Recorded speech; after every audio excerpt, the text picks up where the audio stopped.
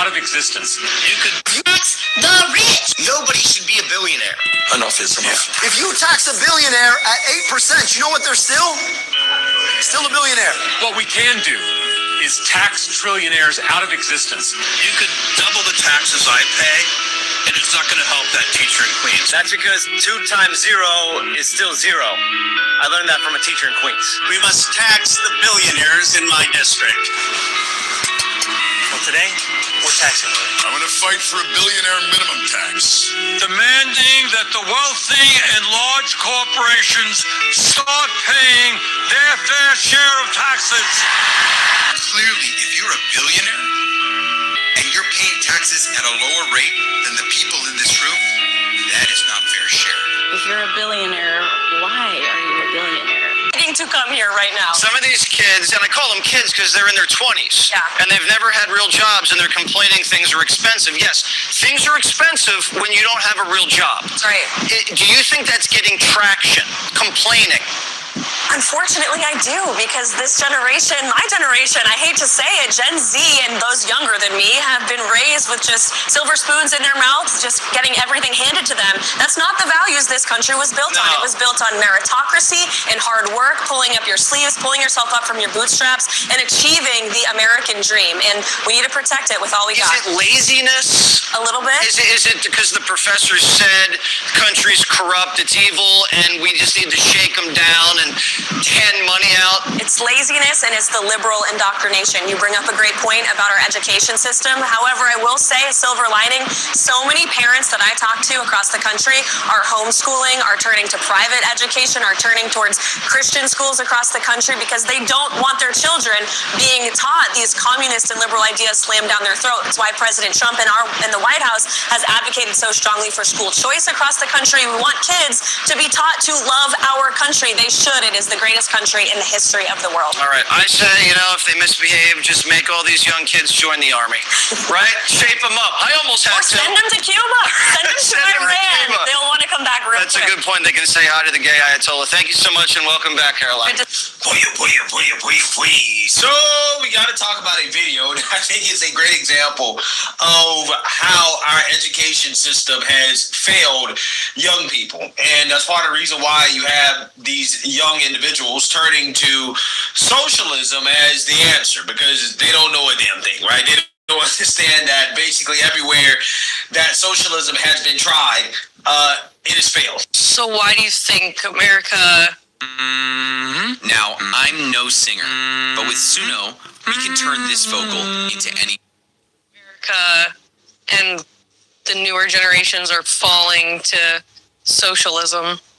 I think that every generation has to kind of learn this from first principles if they haven't been exposed to it. So, yeah, when I talk to people who left socialist countries, I mean, for them, it's like the most obvious thing in the world because they actually lived through it, right? I think if you look at, let's just think about some of the lower economic freedom countries, right? North Korea, Cuba, formerly Venezuela, right? Maybe that's changing now. These are not places where you would want to go, right?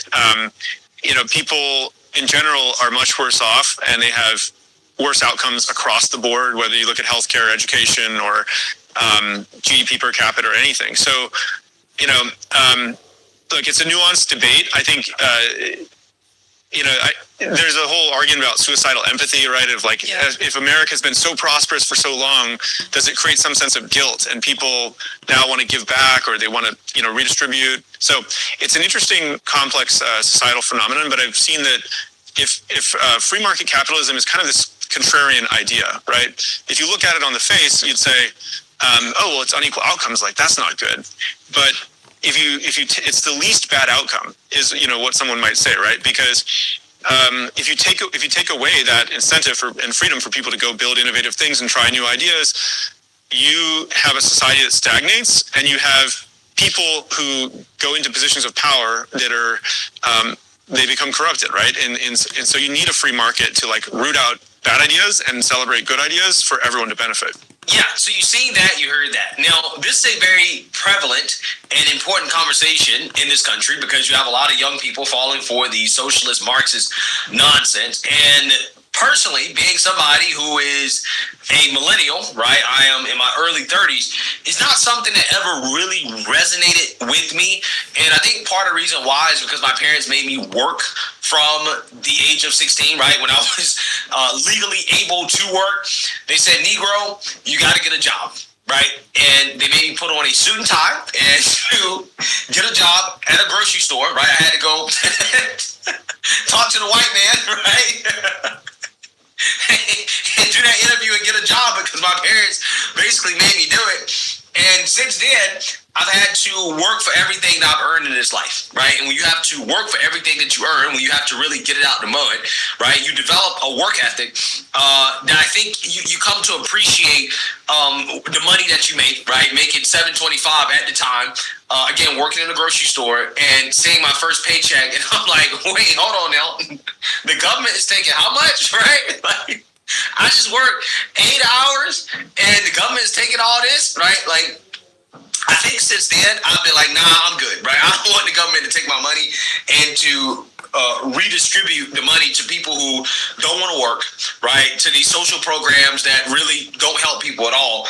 And I think that's part of the reason why I never fell for this, right? I think part of the reason why is because of the fact that my parents made me work from a young age, and I've basically been working since then. So it really is concerning when you see people who are my age embracing this socialism, this Marxist nonsense. And I think the main reason why, to be honest with you, is just simply ignorance, right? I think that schools do a terrible job at teaching financial literacy. Financial literacy is something I became very passionate about in college, right? I had the opportunity to work for a financial literacy tech startup in New York City. I did internships at financial firms. I worked in the finance department at UNC's law school, right? So I learned a whole lot about money. I learned a whole lot about financial literacy growing up. And again, I think working on top of that is why I never fell for this stuff. But, you know, a vast majority of these people who do buy into it, again, they just don't know anything when you talk to them about it. They just fall for whatever they hear some left-wing commentator say on YouTube that, again, is not really backed up by facts and reality. And I think this video right here that I want to react to is a great example of that. I think everybody is familiar with Caleb Hammer. He is the host of Financial Audit, and he has a whole bunch of left-wing lunatics on his show. And it really demonstrates that a lot of people in this country who are, quote unquote, struggling, they're struggling because, again, they're not financially literate, okay? Not because they can't get by or because, you know, they can't find a job to, you know, earn a, quote unquote, livable wage. It's because they don't understand money, right? When you don't understand money, yeah, your life is going to be harder. And that's something. And again, I realized in college, it didn't take me that long to realize it because, again, my parents made me work from the age of 16. So I kind of understood very quickly how money works and how, you know, taxation works and things of that nature. And, you know, I think that's part of the reason why I am the way that I am. So with that being said, let's go ahead and get into this video because I think this is a great example of how ignorant a lot of socialists are in this country, especially a lot of socialist young people. Question, what percent does the top 1% pay in federal income taxes? None. I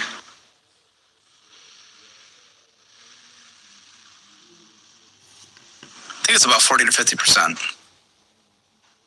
No, I believe it's about 35%. Then the top 10% pays 50 to 60%. Top 50% pays 99%. The bottom 50% of earners only pay 1%. Did you know we actually have the most progressive income tax system in the entire Western world? Did you know that? I did not. Oh, we do. Of course you didn't know that. Why know anything before having an opinion? What the f*** is wrong with you? You're probably a raised taxes person, aren't you? But you didn't even know that we have the most progressive income tax in the entire Western world? You think, I know that. You think the top 1% pays 0%? Okay, but that's actually just not true according to IRS data. Comparatively. No, that is the percentages. Compared to what? Compared to the bottom 50%? No, compared to the bottom 50%, the bottom 50% only pays 1%. It's a lot more than what? Than they should? Yes. The bottom 50% shouldn't pay 1%? It's something like... That's interesting you say that because you know the social programs that you love and you beg for that the entire European Union does? You know how they pay for it? They pay for it with a VAT tax. You know what a VAT tax is? What's a VAT? Oh, wow. So you don't even know how they pay for the social programs that you're begging for. Well, but their taxes. But what's a VAT tax? The Bible named a healing metal 3,000 years ago in Ecclesiastes 12:6. But doctors were Another type. This is pathetic. Yeah, so I'm not surprised that she doesn't know anything. And the reason why I say this is because this is what happens when your brain is on Cal Kalinske, right? Right? When you listen to all these socialist lunatics on the internet who love to talk about how we should be like Europe and we should embrace socialism, right? Social democracy, right? They throw that democracy word in there and try to soften it up, right? But the reality is they don't explain exactly how much that actually costs. They try to tell you that, hey, we can get free stuff, we can get free that, free this, free that. And it's not really free, okay? If you work, it's certainly not free, right? If you're a middle class person, it's not free. Socialism is not free. The middle class, they're taxed heavily in these European countries because you can't afford socialism, especially when you talk about having a so-called free healthcare system. You cannot afford it without heavy taxation of the middle class. It's not affordable, right? And they're never honest about it. They're never honest about how free healthcare is not free, okay? It's not free at all. All of these European countries that they idolize so much are heavily taxed. The middle class, they're heavily taxed in order to afford those social safety nets. And one of the reasons why I have a big problem with this is because it disincentivizes innovation, right? It disincentivizes work. And again, that's not America. We're not built off that, right? We're built off the Protestant work ethic, right? Which is the idea that basically your work is a reflection of God, right? And your success as a result is, again, because of the fact that you put in the work, and ultimately at the end of the day, you're being rewarded for what you do, okay? And what you contribute to society. And I think that is a uniquely American thing. I believe that's the reason why we have so much innovation here in America. That's one of the reasons why the UK is poorer than the poorest state in the United States of America, is that difference in culture, right? And, you know, taxation, in my opinion, disincentivizes risk-taking. And when you disincentivize risk-taking, then people aren't going to take risk. And when people don't take risk, then you're not going to have growth. And you have less growth, people are going to be worse off, right? It is what it is. I encourage people to be entrepreneurial, to take risks. I know that everybody can't necessarily do that. It's not in everybody to do that. But ultimately, at the end of the day, it's something that we should encourage because it makes society as a whole better off. Our quality of life is going to be a lot better when people are taking risk, okay, in order to improve the lives of their neighbors and the country as a whole, right? But again, the point here that is being laid out is that this socialist, this blue-haired socialist, doesn't know a damn thing about the society that she wants us to be like, right? She doesn't understand that the free stuff in Europe is not free at all. They're heavily taxed, and because they're heavily... Good afternoon, chat. Good afternoon. Glad you guys here. Appreciate it. Thank you. Thank you. Name is Deontay. Tax, their quality of life, in my opinion, is worse, you know, personally, right? Again, if you are a working person, if you actually work for a living, then yeah, you're going to be worse off, right? You're going to have a harder time getting ahead because of the government taking from you as you try to grow, okay? Now, again, if you don't want to work, it's probably better, right? In Europe, it's probably better if you don't want to work, right? If you're one of these people who don't want to work, you want to do the bare minimum, right? You don't like taking risks, yeah, it's probably better for you in Europe. But if you're somebody that wants to work, you want to take risks, you want to invest your money, you want to live frugally, right? You want to make the right decisions, then, you know, hey, I think America is going to be a better place for you, to be honest. This brilliant little device keeps any room in your home ice cold all summer long, even during heat waves and blackouts. It's smaller. To be honest. It's a national sales tax. So overall, that is a less progressive tax than we have anywhere here. So the poorest people over in Europe have to pay a flat sales tax to pay for the social programs that they benefit. They pay a higher percentage of their income to taxes as a national base to get those percentages. Where you say the bottom 50% shouldn't even pay 1%? No, if we were going to mimic their systems over there, they would be paying much larger than 1%. You don't know what the you're talking about. Pathetic. What am I talking about? You just said the bottom 50% should pay less than 1%. I said that they are. What? I said that the billionaires are not paying their fair share. How do you define fair share? It should be relative to what they make.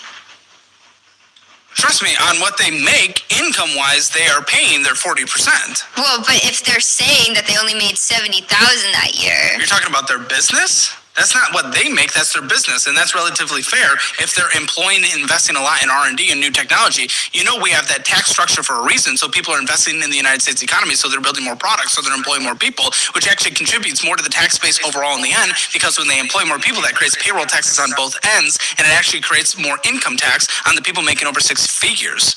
That actually provides more money overall, because if you collect all the money from all the billionaires in the world, we'd be able to fund our federal budget by what? 50, I think a half a year?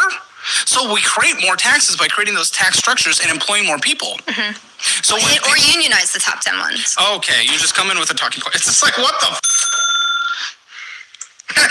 the was that? Nothing to do with the point I said. Yeah, I mean, that's how these leftists think, right? I mean, it's nothing but talking points because, again, their brain is on Cal Kalinske instead of actually critically thinking and learning this stuff for themselves, right?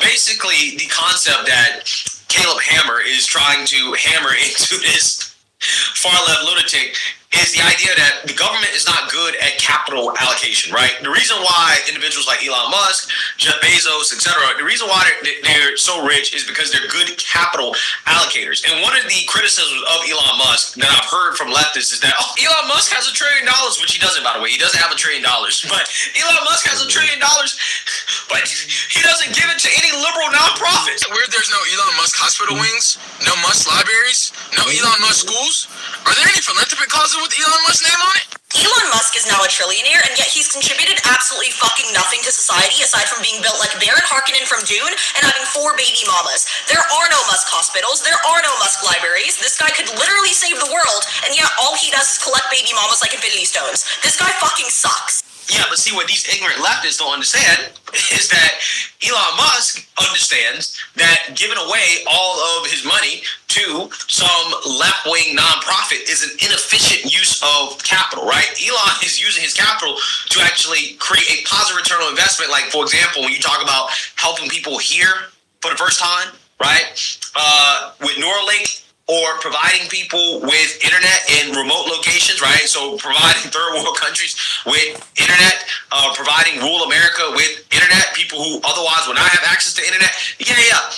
That is a far better use of capital, okay, in order to help the world, and again, giving it away to some liberal nonprofit that claims that they're going to stop homelessness, right? Or they're going to cure world hunger, right? How many nonprofits are out there that are saying that their goal is to cure world hunger or to end homelessness, right? And people still hungry, right? We still have homelessness, right? In fact, again, we all know this. California has spent billions on nonprofits or liberal nonprofits to solve homelessness, and the problem got worse. Well, again, because the incentive structure for these liberals who run these nonprofits who have no real skills, okay, is not to actually solve the problem, right? It is to continue to soak up other people's money and to blow it on themselves while pretending to be good people, right? Pretending to solve a problem that they have no incentive to actually solve. So Elon understands that. So instead of blowing all his money on liberal nonprofits, he's using his capital in a way that is actually efficient to solve real problems and to improve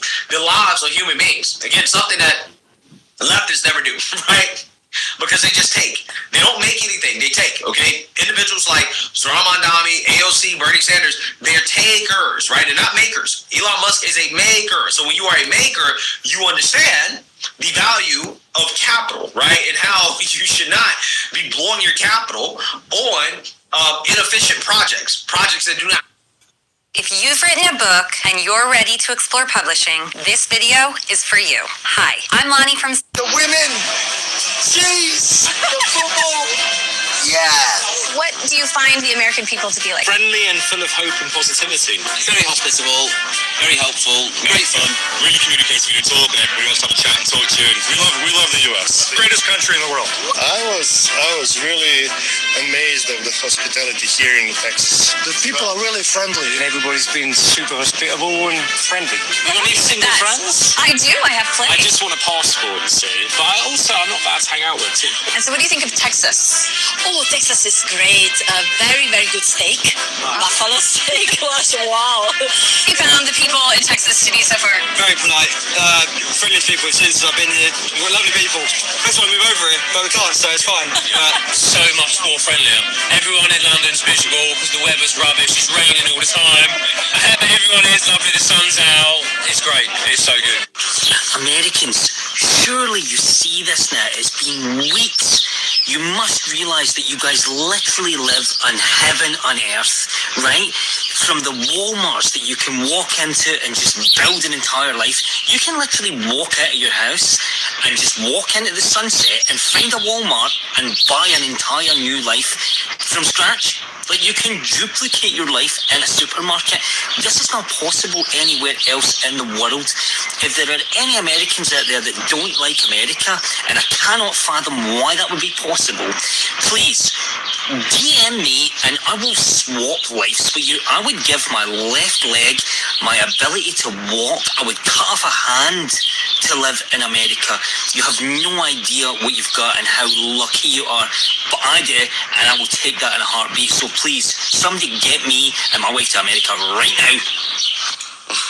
All right, guys, so I have more pro-America, pro-USA, Independence Day content to inject into our veins. Yes, that is the type of time that I'm on all day long, is consuming pro-America content. We got a whole lot more to discuss with you guys, this time involving the World Cup. As we all know, the World Cup has basically shown that a lot of foreigners had misconceptions about the United States, right? A lot of people thought that this country was a bad country, that people were being murdered and shot all over the place, and that it was homophobic, bigoted, hateful, racist, and that's not the case, okay? In fact, we're seeing a lot of tributes to this country. A lot of individuals, a lot of fans, a lot of foreigners come to this country, and they're shocked. They're surprised by the hospitality that they have been welcomed to in this country, and it really is something to behold, okay? There's no reason why foreigners who come to this country can appreciate this country more than the people who actually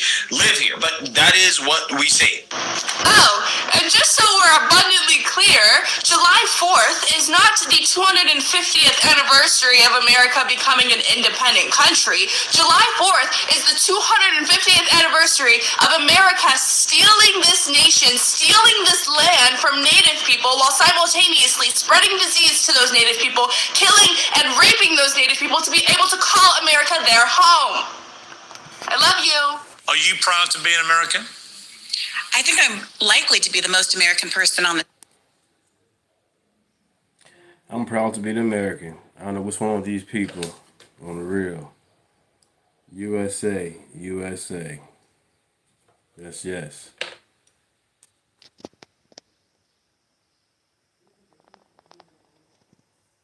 Panel. My relatives have fought in every war that Americans have ever fought, including the Civil War, where my ancestors fought in segregated United Colored Troops for their own freedom and the freedom of all Black people in America. There's been a lot of talk about the Founding Fathers, but birthright citizenship comes from the 14th Amendment, which was established after the Civil War to give Black Americans who had been brought here via chattel slavery citizenship rights in the country that they had been brought to against their will. The Statue of Liberty, a symbol that has become synonymous with immigration rights, was actually gifted by France and the United States to commemorate the end of slavery. So understandably, my feelings about this country to which I was brought, my ancestors were brought as slaves, is complicated. But I think what's beautiful about America, the promise of America, is that it can become a more perfect union. That's what the preamble to the Constitution asks of us, to continue to endeavor to become better. And while I think it's healthy and good to have pride in one's country, I lived overseas as a kid and found myself defending America from all kinds of insults all the time. I have a deep cultural affection for this country. My whole culture of people was invented and formed and is uniquely American as a Black American. I think that it would be a mistake to stop endeavoring to make the country better and to live up to the promise of its ideals. That's a very good answer, but I've noticed you haven't actually answered the question. Are you proud to be an American right now? You know, it's really hard, Pierce, right now when our country is synonymous with executing a genocide that has killed hundreds of thousands of people on the other side of the world. So there are aspects of being an American that I am very proud of. I'm so sorry. Are you proud to be an American or not? Hang on, Brianna. Were you proud to be an American under Barack Obama? Not in particular. I mean, to me, it wasn't. Barack Obama had deep flaws and failings, including executing a drone war and being the So which president were you proud to be an American under? I think that my pride in being American has less to do with our political leadership, which is often Give me a time period when you were proud to be an American. I'm proud in relationship to my fellow countrymen. I get it. Which period of your life as an American? Sad to watch. Brianna, which period of your life as an American?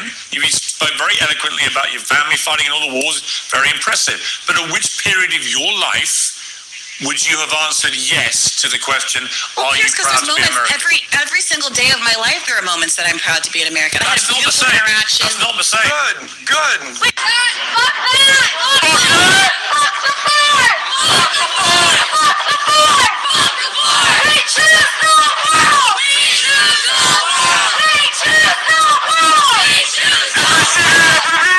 Fuck the fort! The whole damn world said it. Fuck the fort! Every city, every region. Fuck the fort! The whole damn world said it. Fuck the fort! Every city, every region. Fuck the fort! The whole damn world said it. Fuck the fort!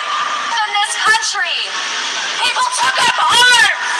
Some even gave their lives fighting the British Army. Since then, America has grown from a handful of settler colonies to a massive empire whose reach spans across the globe. But why did this happen? And who did it benefit? The leaders of this revolution were a class of slaveholders, rich businessmen, and property holders who thought that black people